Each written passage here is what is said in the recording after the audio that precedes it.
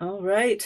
Good evening, everyone, and welcome to the Sullivan Sorrento Historical Society's History Hour for March 12th, 2024. My name is Toby Crawford Connor, and I'm the Vice President and Communications Coordinator for SSHS. Tonight's presentation is being recorded and will be available for viewing on our YouTube channel shortly. And tonight we're glad to be welcoming Gary Hoyle. He's an artist and former longtime curator of natural history at the Maine State Museum. He's going to discuss his book, Mystery Tusk, Searching for Elephants in the Maine Woods. And this is his true story of what led him to direct the first excavation of a mammoth in Maine and some of the other Maine history that he discovered along the way. So Gary, thank you for presenting tonight. We're so glad to have you, and take it away. Thank you, Toby. It's great to be able to speak to the Sullivan Historical Society tonight. I really appreciate the interest in my book. Uh, as you can see on the screen, I've got two different elephants there, and one is ancient, one is modern, and uh, that's kind of the gist of the whole story is trying to untangle the truth from these about these two elephants. Uh, and my book, Mystery Tusk, if you're interested in purchasing it, I would recommend you first to purchase it from a local bookstore, although you can get it through Amazon. Uh, but it's been read by a number of different researchers. Ian Glasspool from the Field Museum of Natural History in Chicago uh, calls it a fascinating, beautifully illustrated, comprehensively researched story, which is nice to hear him say.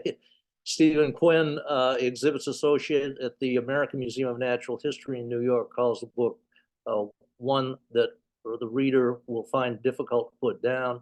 And Wesley Staples, studio teacher for Paramount and Disney, also says about the book, this book reads like a gently unfolding mystery novel. Now, you may agree with that or not, I don't know. But anyway, let's delve into Mystery Tusk. The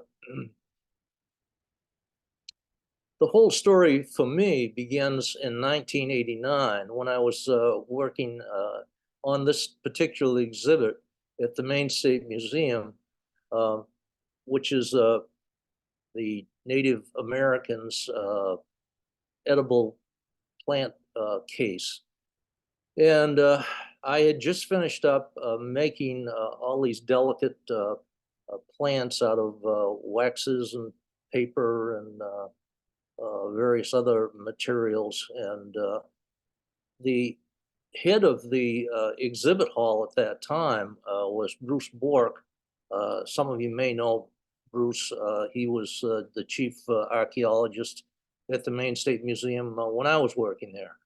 And Bruce asked me if I would like to work on an introductory exhibit that would draw people into the exhibit hall. And I said, yeah, I'd love to. So Bruce said, now I need some fossils. And these fossils he wanted came from a particular time known as the Ice Age. And the the exhibit that hall that we were working on was a late glacial period. And here I've got a painting that I did for the Climate Change Institute.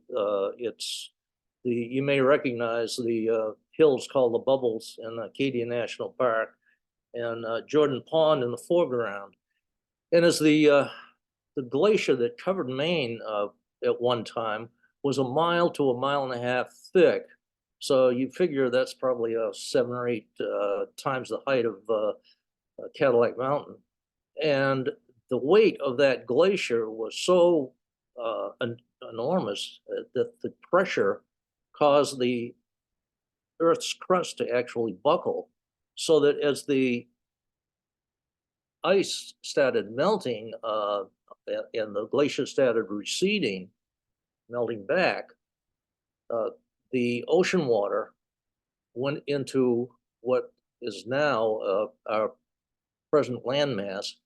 And that's why today you can find what they call marine clay, which is produced because of this mud, you might say, flowing off the glacier because of the grindings of the rocks.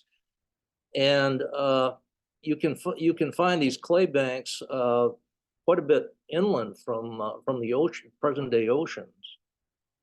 If you were standing at this point at the time of this painting, you would, if you turned around, you would see the ocean very close to Jordan Pond. Of course, right now it's about 2 miles away.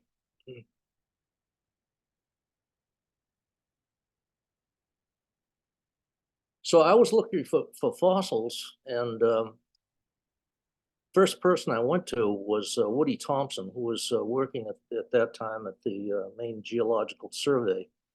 And I was asking Woody what he knew about fossils from the Ice Age. And he gave me a few examples, most of which were already being acquired by the Maine State Museum through other sources. But then he offhand just kind of mentioned a tusk from the old Portland Museum of Natural History. And he said, if you want to find more about it, he said, go up to the university and talk with Hal Borns. It's just outside his office. So I went up to the university, and sure enough, here was this tusk. And the tusk was about 12 feet long. And talked with Hal for a while about it. And he told me, he said, you know, there's a problem here. He said, it is from the old Portland Museum, which disbanded in the late 1960s. And he said the collections went to a lot of different institutions, some of which we don't even know where they are.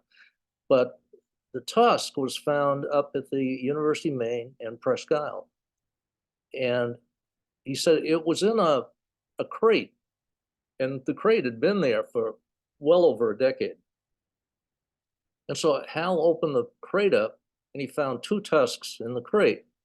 Now, the tusks had been labeled, one Alaska and one Scarborough, Maine.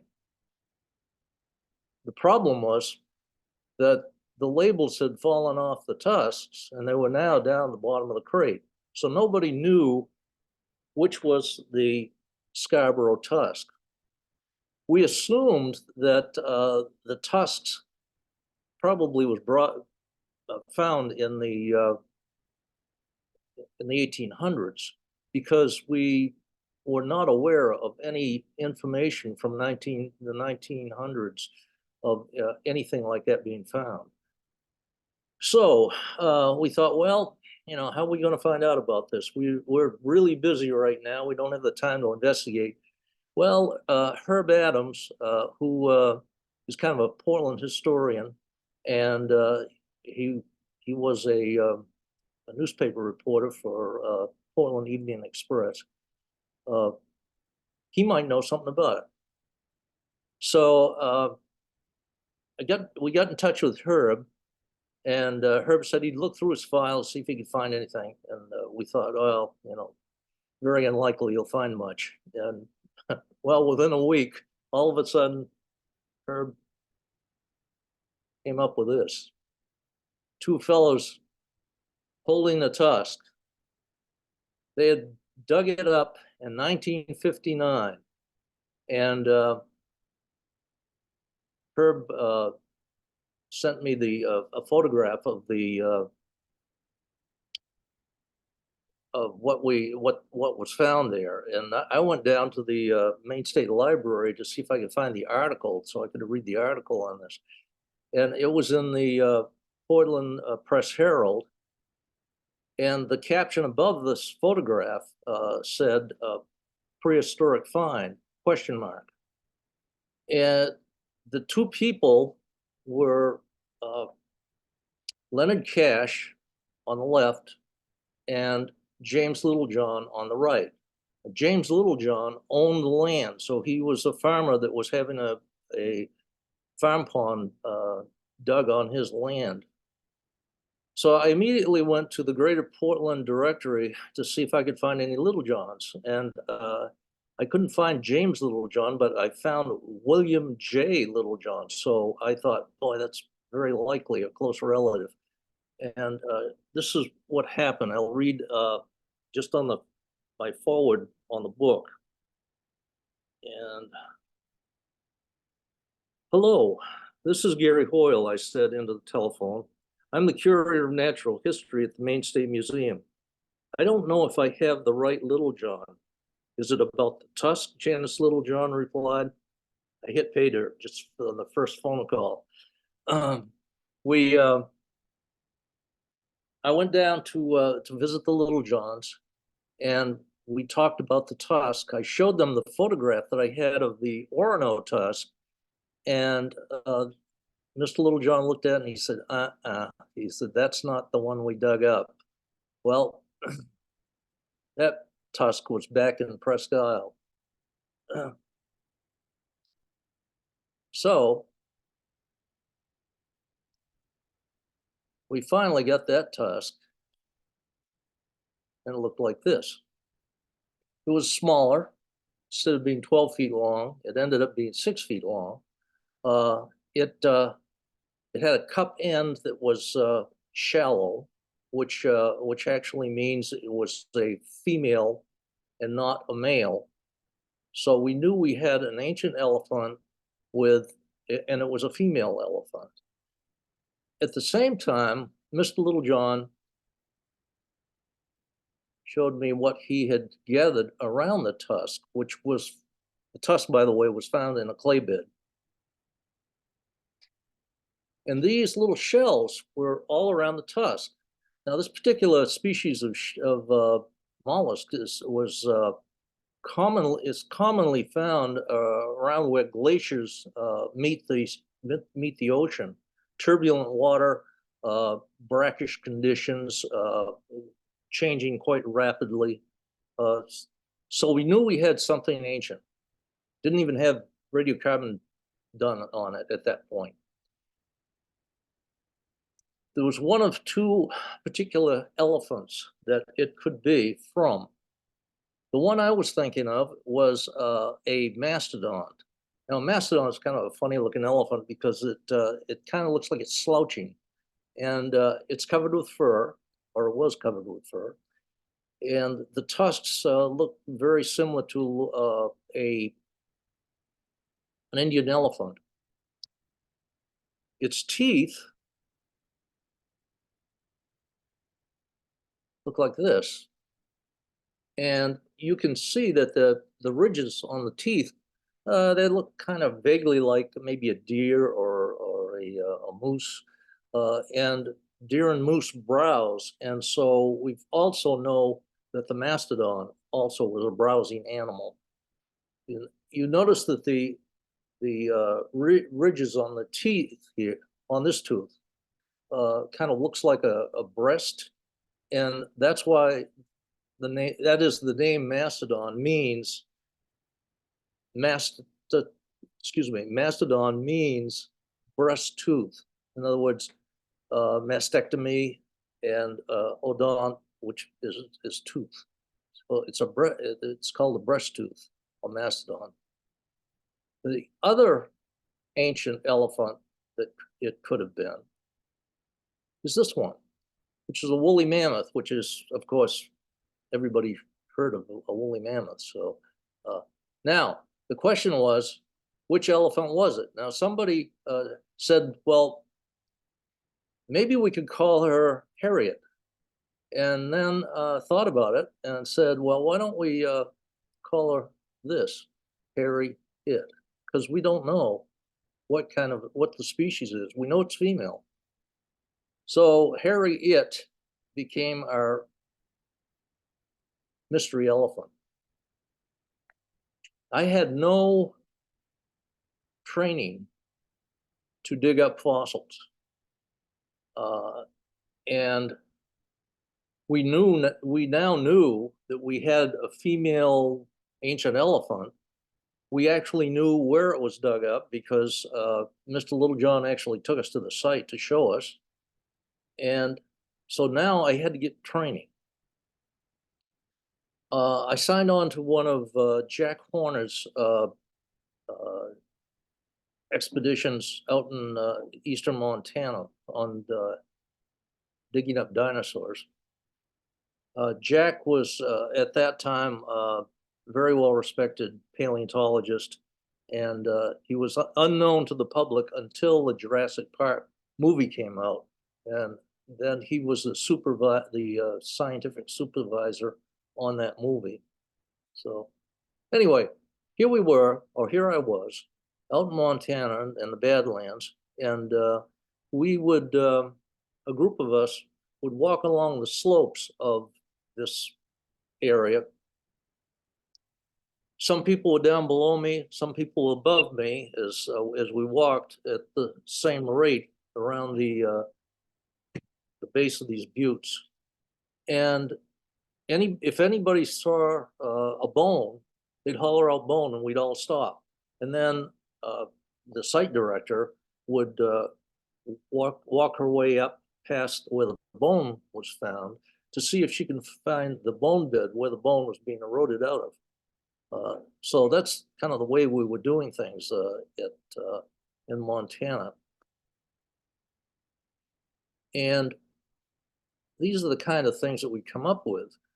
This is a partial jaw bone of a particular dinosaur called a hadrosaur, which is a plant-eating dinosaur.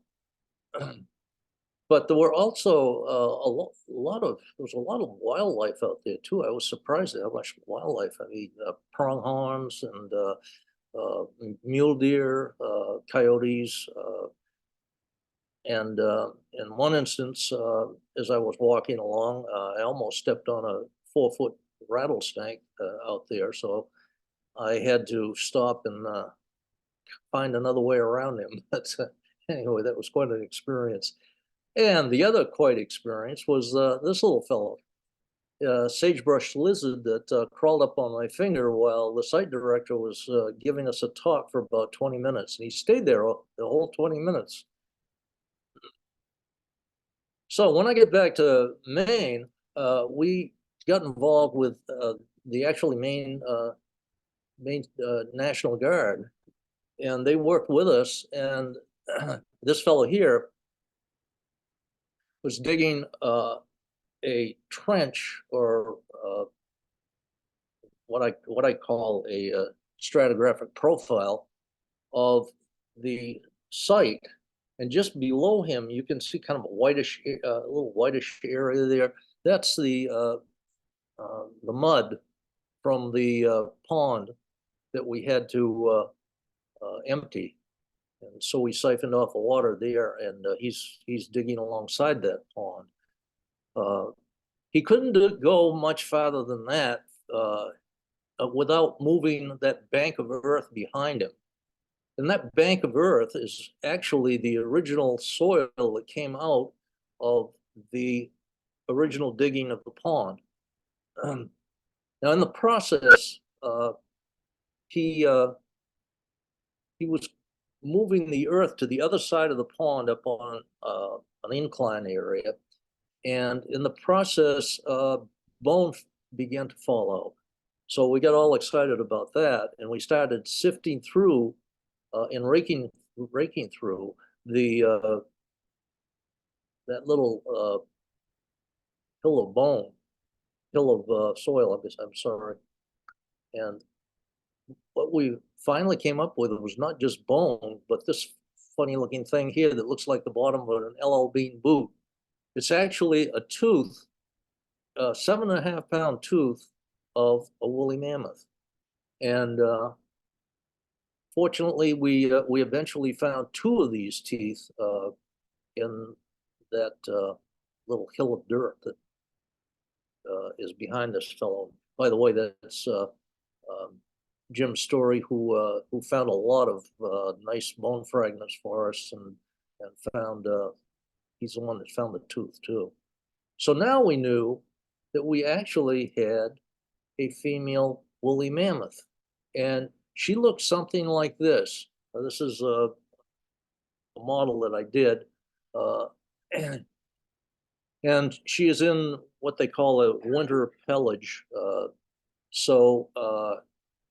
And the reason why I made her look like she had a winter coat is because our specialist at the University of Michigan, who was working with us, who was very much involved in mammoths and mastodon, had studied the ivory on that cup end of the tusk, and he found that she died.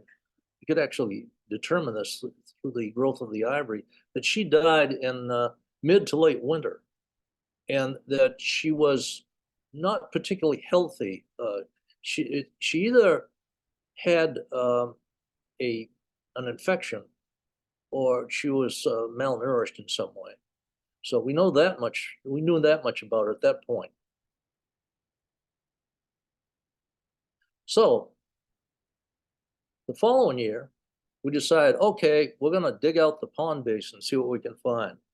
In the process of digging out the muck in the pond basin, Judy Ritchie, working with us, slipped off the platform and, as you can see, went all the way to her chest in mud. We pulled her out and she called out, I swam with Harry It. And so she was pretty proud of that.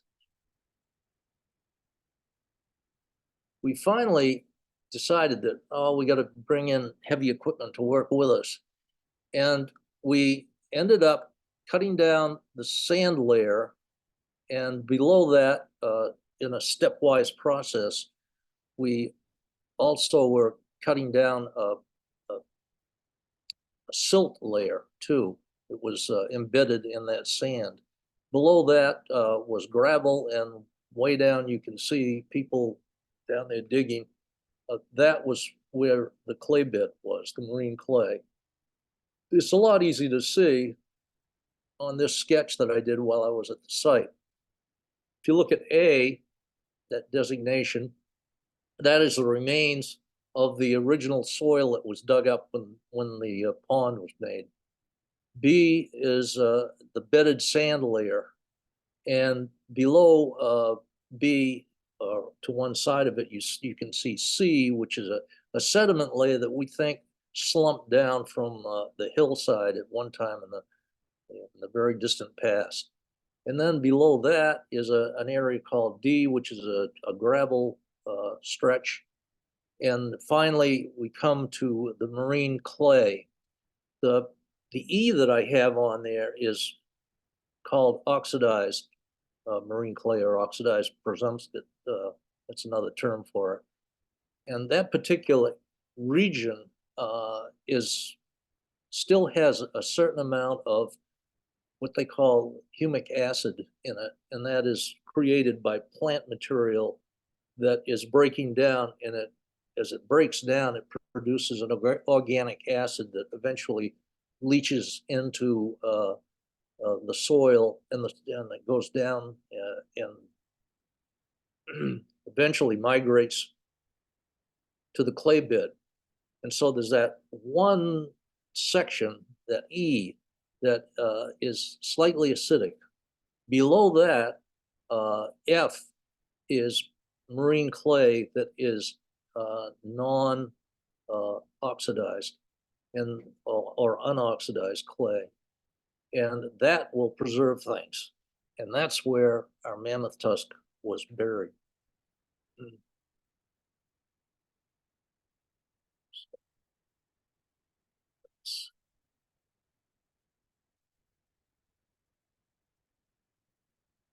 So we had done some radiocarbon dating on it, on the tusk, and we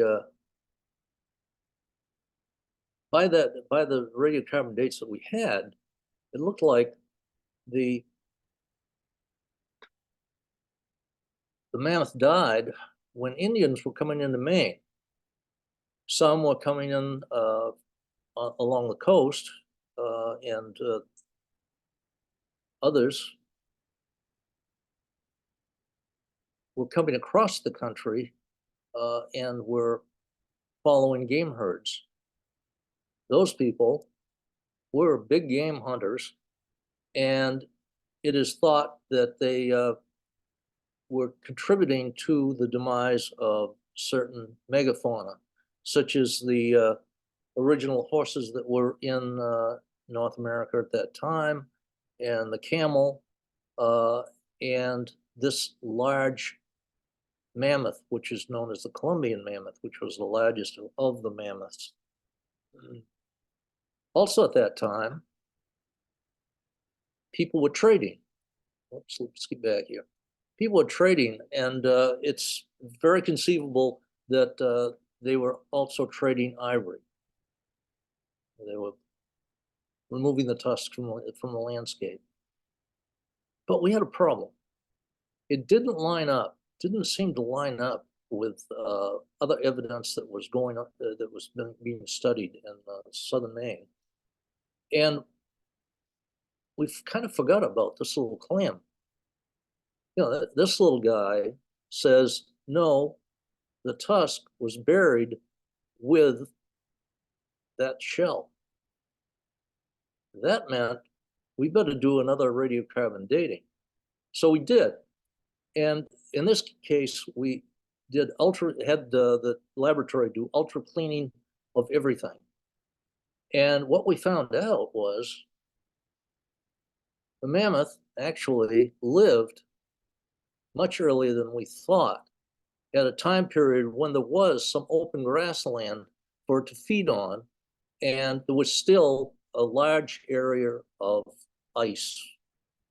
And this painting that I've done, you can see the female woolly mammoth and a short-faced bear, which would love to feed on a baby mammoth if it could. It wouldn't tackle an adult, but anyway. Now, as time went on, like I say, we got a lot of bone fragments, but then we got just one bone, and this is it. This is the atlas, and that's what the skull rests on, the part of the backbone. Now, when it was all cleaned up, we found out that it had a tooth mark in it, embedded in it. And so the tooth mark, believe it or not, was that of a great white shark. The one of the bones of the ribs, one of the ribs, had a blemish on it that was a perfect match for a barnacle scar. So we knew that the remains of this mammoth had been in ocean water for some time. What we think,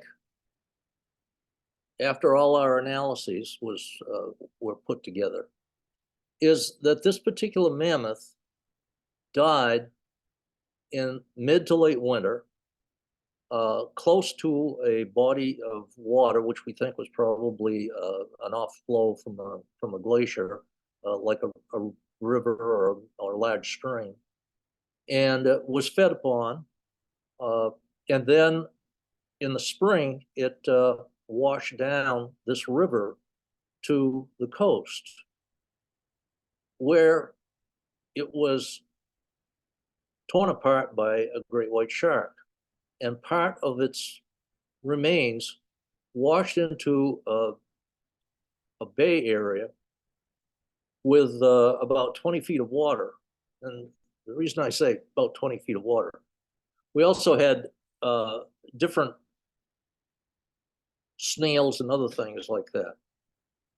And that determined not only the temperature of the water, the condition of the water, but also the depth of the water, depending on which species we were dealing with. So I had a number of specialists working with me on this. I mean, this is not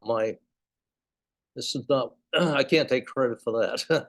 But anyway, this is what we came up with. Now, strangely enough, we heard people saying, well, no, you got it wrong because it's a modern day elephant. And some of these people were geologists that were saying this, that had been to the site in 1959 when the tusk was discovered.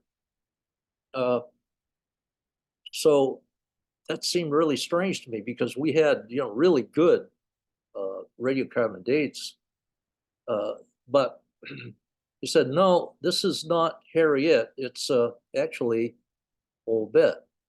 Well, Old Bet is an elephant.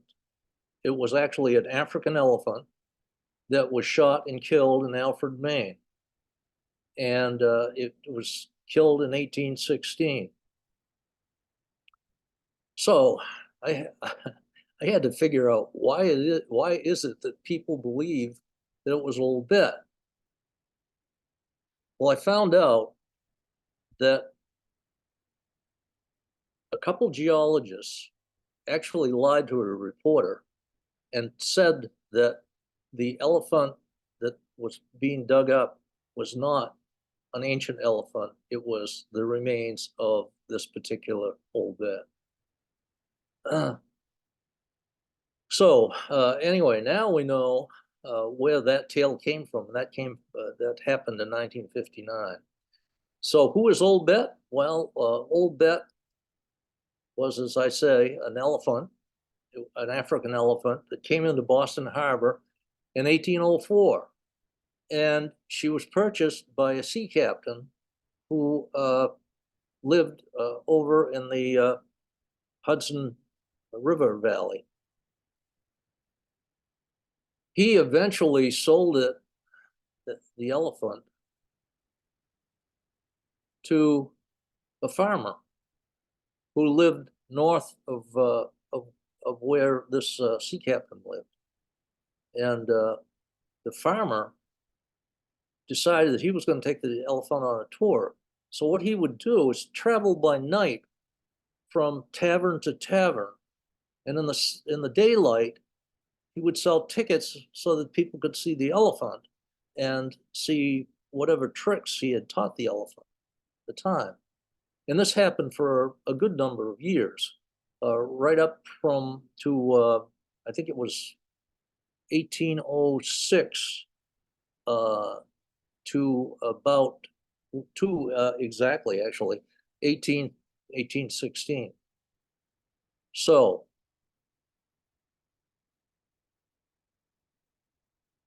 everything was going really well for this farmer. I mean, he was making a lot of money because he traveled the whole eastern seaboard and made an awful lot of money on this elephant. But all of a sudden, things kind of dried up for him. And it happened because of an incident that occurred about 10,000 miles away from home. It was in Indonesia, a massive eruption occurred, a mountain known as Tambora. And I have this illustrations in my book. It was talk about an inferno. I get a little bit. I've got a whole chapter dealing with this volcano, but anyway, let me just read just a little of it. Just a few weeks after the eruption, the ash cloud spread to the size of Australia, chilling the tropical air in some places to temperate levels. 1 to 3 feet of ash dispersed over the western half of an island chain. Then the famine began. From the direct blast to the end of Tambora's induced famine, upwards of 100,000 people died, and untold numbers of fish and wildlife. The eruption is considered the greatest volcanic event in the last 10,000 years. The mountain went from a height of roughly 14,000 feet to a little over 9,000 feet, ejecting 9.8 cubic miles of volcanic debris and leaving a crater through 3.7 to 4.3 miles across and 2,000 to 2,300 feet deep. The ash cloud reached an estimated height of 144,000 feet, where the finer particles and sulfurous gases dispersed and affected climate worldwide for years to come, significantly in 1816. Now, 1816, you probably heard of 1816 being significant. And it is because it was known as the year there was no summer. So, in 1816, the farmer decided he was going to let a young fellow take the elephant on a tour and go into, at that time, the District of Maine. They got into the District of Maine, and all of a sudden, everything was cold. It was just too cold. Plant life was essentially non-existent. The leaves on the trees were wilted and dying. There was no insects to feed on. So when migratory birds came into this area, they just would land and die. I mean, they'd fall off the limbs of the trees.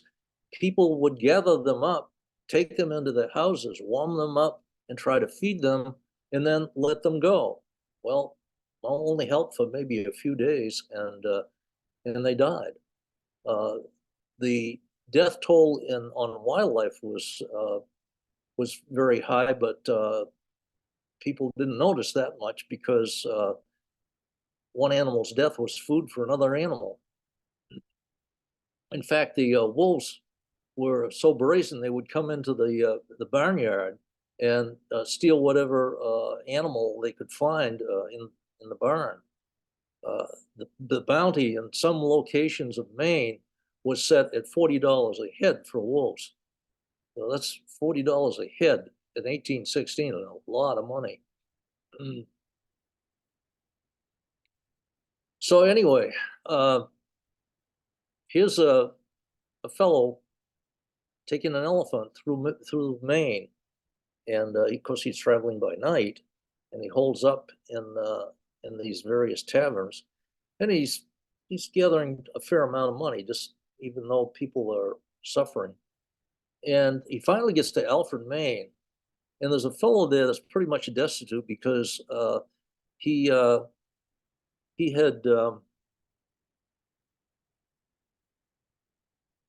a sawmill, and he was actually doing very well. And then there was an embargo in 1812, War of 1812, that really decimated his business. And so he was being forced to sell his farm that later in the year, much later in the year. I think it was around November. And so this man was pretty much destitute, and he wanted to have one last hurrah and see the elephant. So I went to the barn to see this elephant. And at that time, they were selling ginger biscuits. And what you do is put the ginger biscuit in your pocket, and the elephant kind of fishes around, takes the ginger biscuit out, and eats it. But he decided that no, he wasn't going to pay for ginger biscuit. Instead, he was going to take some tobacco and roll up a wad of tobacco and feed it to the elephant. Well, the elephant had tasted tobacco before and had bad reactions to it. The last time was in Portland, Maine, where the elephant had been shown just a few days earlier. And the person who was there with the elephant warned the man after he fed the elephant the tobacco to get out of there, because if that, he said, once that elephant gets done coughing and spitting that tobacco out, he's going to go after you, and he might kill you. So so anyway, the elephant would have had a bad reaction, but the people that were showing the elephant caught what was going on and threw the fellow who was going to give the elephant tobacco out of the barn. Well, he was irate. So when they were getting ready to leave that evening, he hid behind some bushes and he ended up firing at the elephant and unfortunately killing the elephant. So you'd think this is the end of the story, but it's not. The owner of the elephant had the elephant skun out. This was in Alfred, Maine. So they skun this elephant out in Alfred, Maine, and whatever flesh was on the elephant was mysteriously left. So the idea is that probably people were hard up for meat and everybody had a big feast of elephant. So anyway, the skin and the bones were then shipped off to New York. There, a well-known taxidermist ended up mounting the skeleton of the elephant. He also ended up stuffing the skin so that he had two elephants that were on exhibit. This was in New York City. In part of the city, he was exhibiting the skeleton of the elephant. The other part of the city, he was exhibiting the stuffed elephant. So he ended up, even though the elephant was dead now, he ended up making some money, pretty good money, on both the skeleton and the stuffed elephant. And that went on for a while until he was able to acquire a couple more elephants to exhibit. But that's a different story. This fellow's name was Hecaliah Bailey, and Bailey he became quite a wealthy person. He started dabbling in a lot of different things, and he when he got older, he decided that he was just gonna just take it easy. He went over to Bethel, Connecticut. He found a kind of a neat shop that they were selling candy and oysters and beer, and so he'd sit around and have a beer with some guys over there. And then they'd start telling tall stories and such. And he started telling about the elephant, about Old Bet, and his adventures with the elephant. Well, the proprietor was he just was amazed at all these stories. Proprietor's name, he was 18 years old, but the proprietor's name was P.T. Barnum. And so Barnum was influenced by this particular elephant. Eventually, Barnum bought something called the American Museum in the heart of New York. And Barnum's showmanship actually created a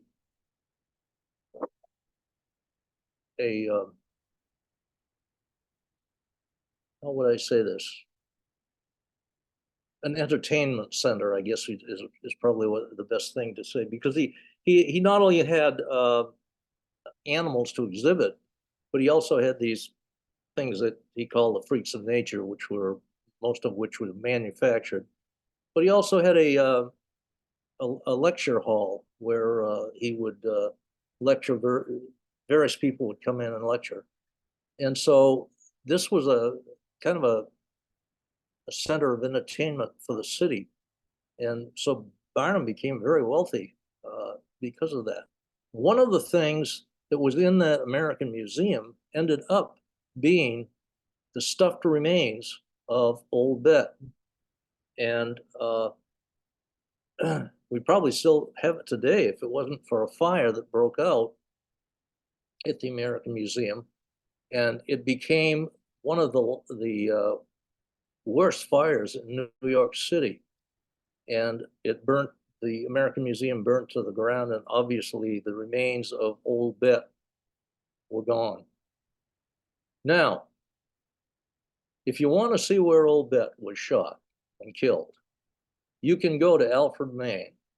It's on Route 4, and if you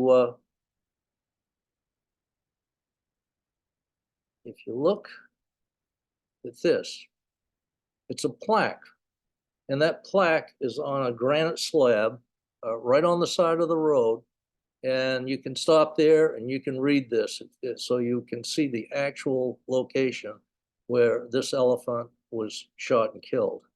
So anyway, if you're interested in purchasing my book, I recommend that you buy it locally. Thank you.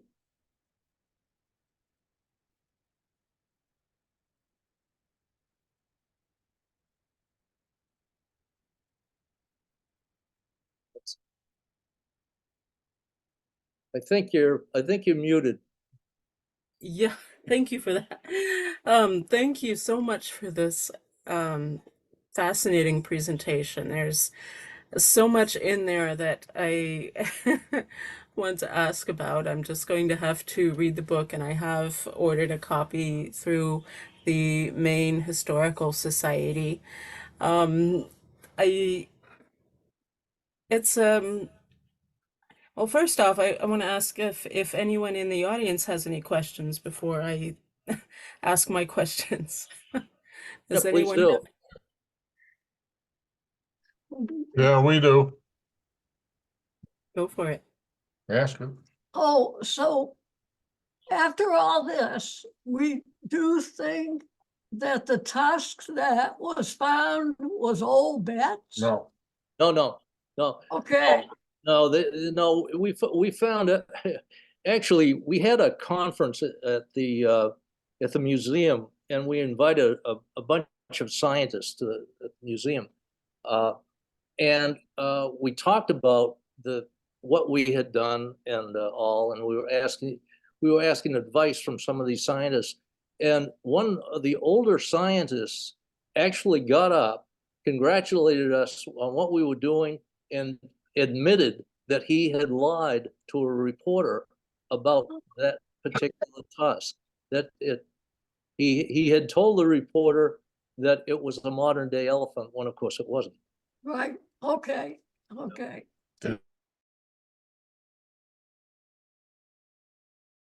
Stampede the place I or? don't know. I don't know. I got to know that fellow fairly well, and most of the time he was a big joker. So and you notice that or if you get the book, you will notice that I don't mention any of these people's names because they did some good work, but it's just, I mean, it's it's not worth bringing up anyway. Right. Anybody else have any questions?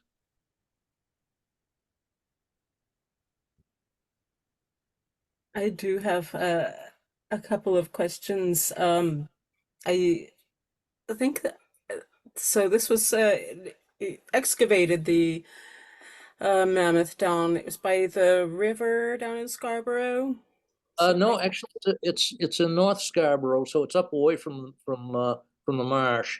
And I might say about that, recently I heard that the landowner has now given that land to the town, and they are going to develop a little trail system, and visuals to talk about the mammoth, which I'm really grateful for because it's a story that should be shared, and yet it was so easily forgotten.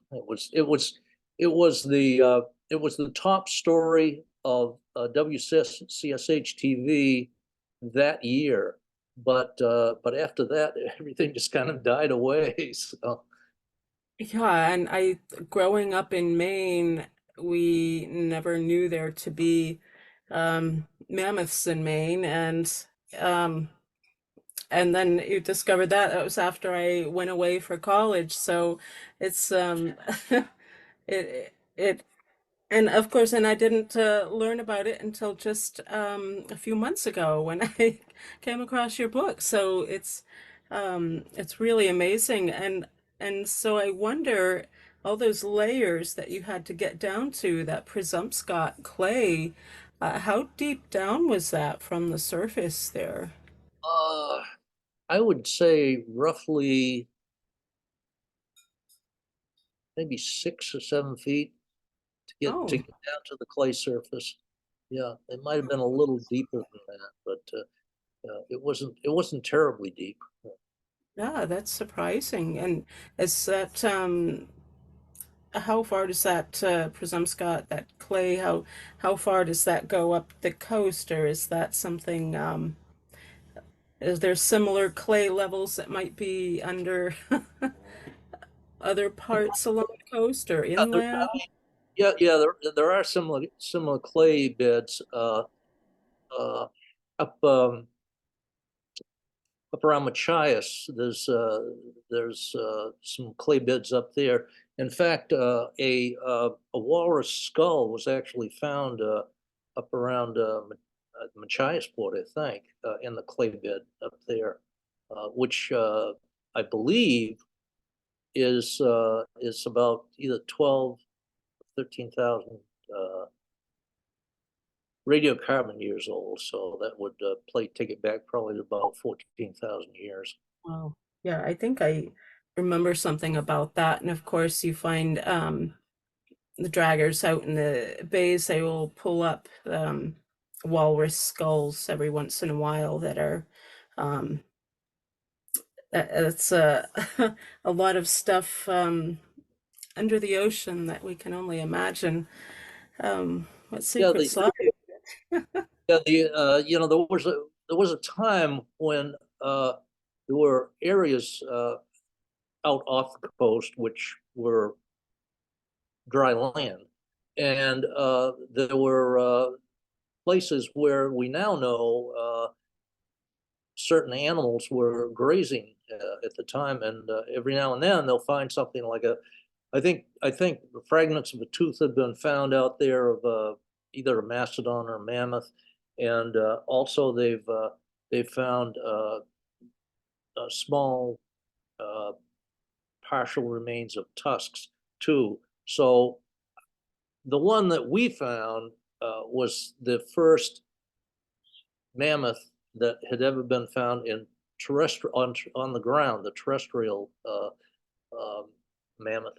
And I might say this particular mammoth too is very unique because we found out later that it was a hybrid between the woolly mammoth and the Columbian mammoth. So uh, very likely this particular mammoth probably had a a more sparse coating of hair, which might have actually contributed to a death, but more sparsely coated um, pelt.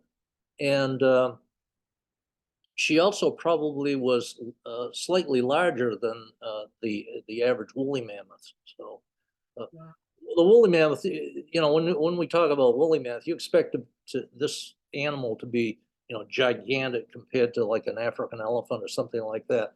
But it actually was the size, maybe right around the size of an Indian elephant, which is smaller than the African plains mammoth, elephant, excuse me. And it it must have looked robust simply because it had about a 4-inch layer of fat underneath the skin, and it had a dense layer of fur. So it probably looked a really chubby looking elephant. So yeah. That's yeah, that's and your artwork, your drawings, by the way, and illustrations are just so beautifully executed, and what a great contribution to the story. You're quite the artist, and Well, I'm in thank you. awe of you. Thank you. I was very fortunate when I got my job at the museum. I was very fortunate that there was a fellow who was retired named Fred Shearer. He was retired from the New York American Museum of Natural History. and Fred would come in 1 day a week, and he would teach me the techniques that he learned in New York. And that first exhibit that I was showing you as I began my talk, that I couldn't have done without Fred's tutelage to teach me the techniques that he learned in New York. But I my hat's always tipping off to Fred. I mean, he's long dead, but I mean, he was quite an influence to me. That's very nice. And your model, the model you made of the mammoth, I I want to make one now and buy one for you. I love it so much. Just looking, yeah, about the mammoth. I guess obviously it's also unique because where she passed away there on the ice and then was kind of washed down into the bay. So those are unique instances, and you just think there have to be more somewhere. I mean, it's impossible um, to know exactly, but you know that there are mysteries under these under the main the different layers left from the glacier. And gosh, It's really, it's really unique that something like this happened because, first of all, you've got to have the right environment for preservation. And how do you get, I remember Hal Bourne saying this to me. He says, how can an elephant tusk be in the clay? How did it possibly get there? Well, of course we figured out, but to put that scenario, what's the chance of that scenario being repeated like that? It's yeah, just, I'm sure there are some additional remains of prehistoric animals in the clay, but it's going to be something pretty rare. yeah, it would have to be a similar circumstance where you probably just find a few, a piece or a remnant. Um, yes, there was a question from DJ. She asked, in your research, did you find evidence of any other mastodons in Maine? No, we did not find any evidence of mastodons. I have heard reports of mastodon teeth being found, but I've never seen them, so I can't be certain that that actually has happened. I do know a research paper not too long ago that talked about bison teeth being found in Maine. So there are a few artifacts since we discovered the mammoth that have been found in Maine, but Yeah. very few It's- things. Yes, and I know in New Brunswick they had been finding things as well on the some of the islands and even up inland on the St. John. Um, within the past 20 years, they've been finding a few odds and ends of prehistoric mammals, which is really exciting. There's a question from Carol Baldy who asks, has there been any other evidence of mammoths or mastodons found in the region since that time, or is this an extremely rare find, which you already partially answered?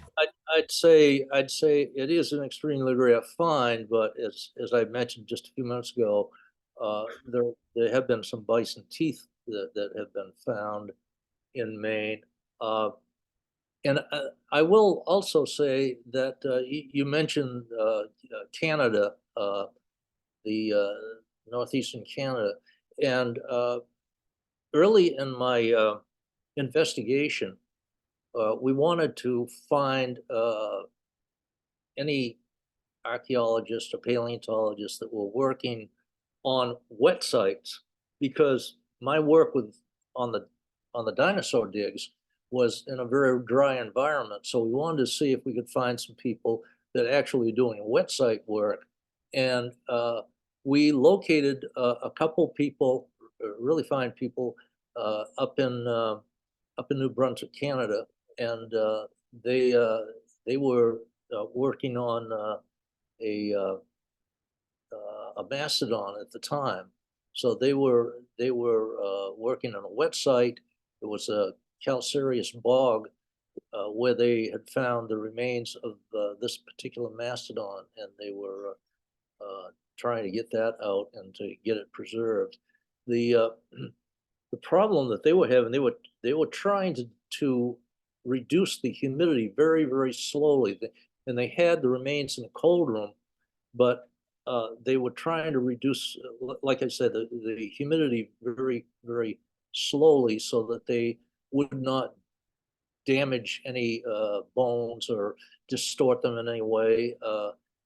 And unfortunately, what happened is they got mold growth. And so they had to accelerate, like it or not, they had to accelerate the dehydration process. And the problem in all these things is you can have these pristine things come out of the ground, but they're in a wet environment, other than the dinosaurs that we were talking about. And the normal environment for a bone would be a wet environment because it's in the human body or in the animal's body. As when it's exposed to the environment, the outer environment, then that's a hostile environment. And so and you might say, well, oh, we can protect it by soaking it and keeping it. Yes, you can do that for a short while, because then mold gets in there and that does damage too. So it's like damned if you do, damned if you don't, one of those situations. Now, the tooth that I showed you of the mammoth, when we get that out of the ground and you got it cleaned up, it was incredible. I mean, it was beautiful, but we knew that it was going to eventually crack. And sure enough, I mean, it developed fractures in it. And I don't think there's a process at this time that really can really preserve that sort of tissue without some kind of fracturing or mold growth or something like that, sadly.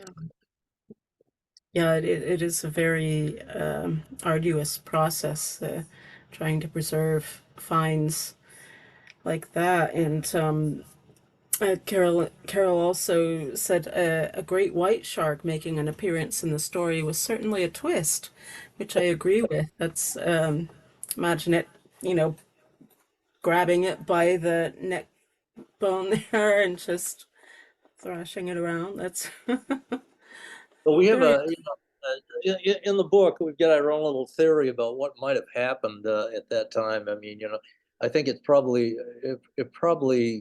was not just a great white shark, but probably a lot of fish were feeding on the remains of that. But the great white certainly did the damage that we could recognize. So, yeah,